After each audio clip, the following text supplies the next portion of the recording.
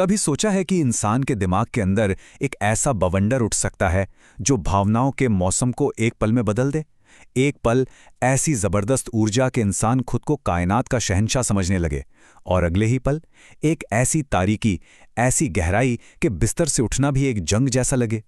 आज हम ठीक उसी तूफान के दिल में उतरने वाले हैं और उस एक असाधारण इलाज की कहानी को समझेंगे जिसने लाखों जिंदगियों में ठहराव लाया है। बाइपोलर डिसऑर्डर ये सिर्फ एक बीमारी का नाम नहीं है।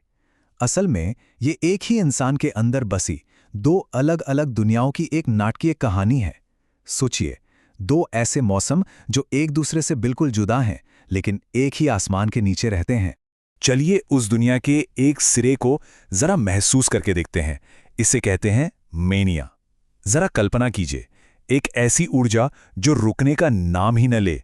दिमाग में ख्यालों का सैलाब आया हुआ है और जुबान पर लफ्जों का झरना बह रहा है।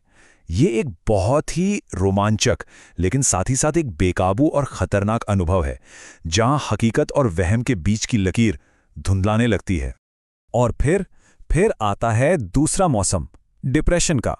ये स्लाइड उसी गहरे फर्क को दिखा रही है। देखिए, जहां एक तरफ ऊर्जा का तूफान है तो दूसरी तरफ खामोशी का रेगिस्तान। एक तरफ विचारों की बिजली कौंध रही है तो दूसरी तरफ सोच का पानी ठहरा हुआ है।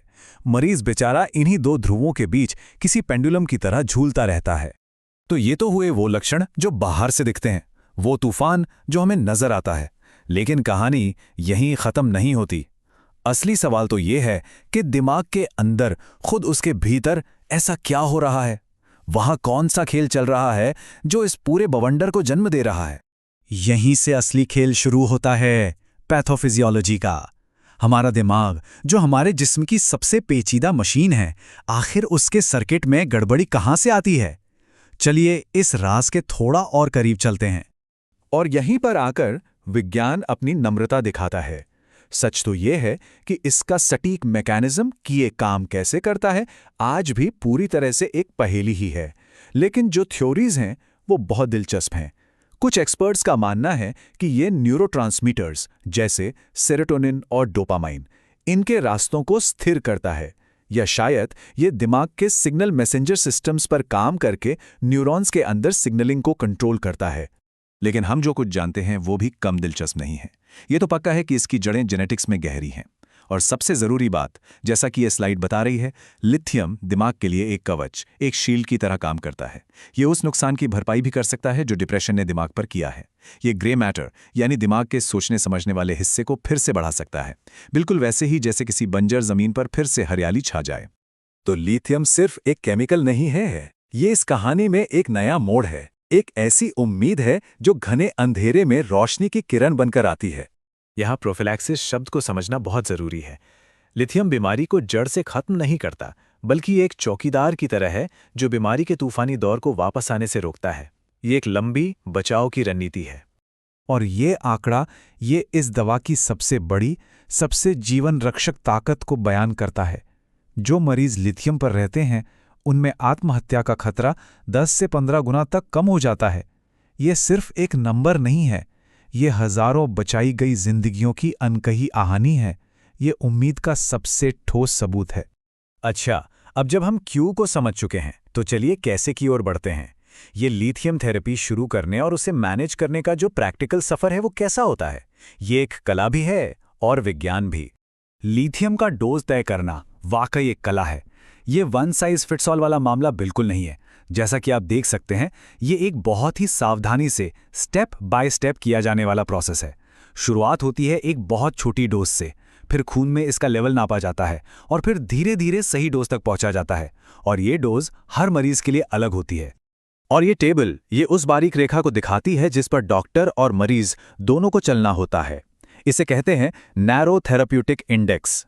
ये जो 0.6 से 0.8 मिलीमोल पर लीटर की रेंज है, ये सोने की तरह है। इसी रेंज में दवा सबसे अच्छा काम करती है। इससे कम पर कोई असर नहीं और 1.0 से ऊपर ये खतरनाक यानी टॉक्सिक हो सकती है। मिलीमोल पर लीटर का मतलब है खून के 1 लीटर में नमक की बहुत ही छोटी सी मात्रा। ये सिर्फ एक चार्ट नहीं है, ये एक कहानी है। हर एक रेखा एक इंसान की जिंदगी का सफर है।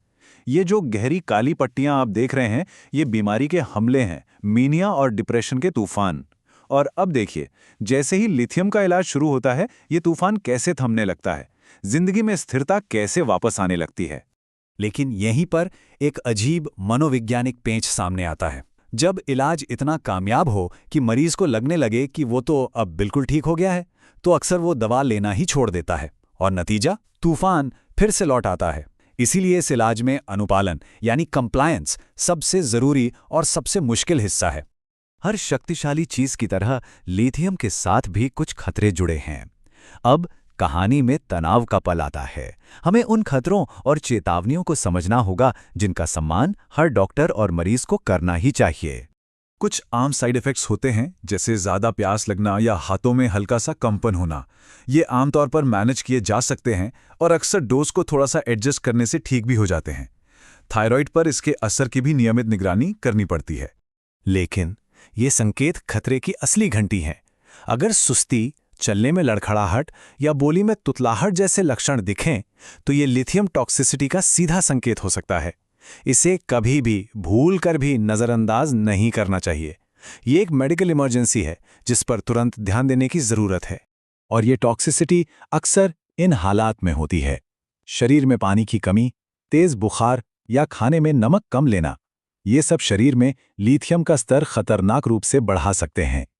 इसीलिए जो लोग लिथियम लेते हैं, उन्हें हमेशा हाइड्रेटेड रहने और अपने शरीर के इशारों को सुनने की सलाह दी जाती है। खतरों और चुनौतियों के बाद अब ये कहानी अपने भावनात्मक शिखर पर पहुंचती है।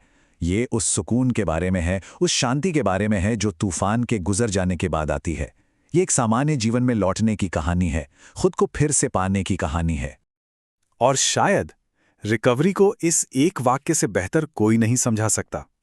जब एक जीवन साथी कहता है कि उससे अपना वही पुराना साथी वापस मिल गया, ये सिर्फ लक्षणों का जाना नहीं है, ये किसी की खोई हुई पहचान का वापस आना है।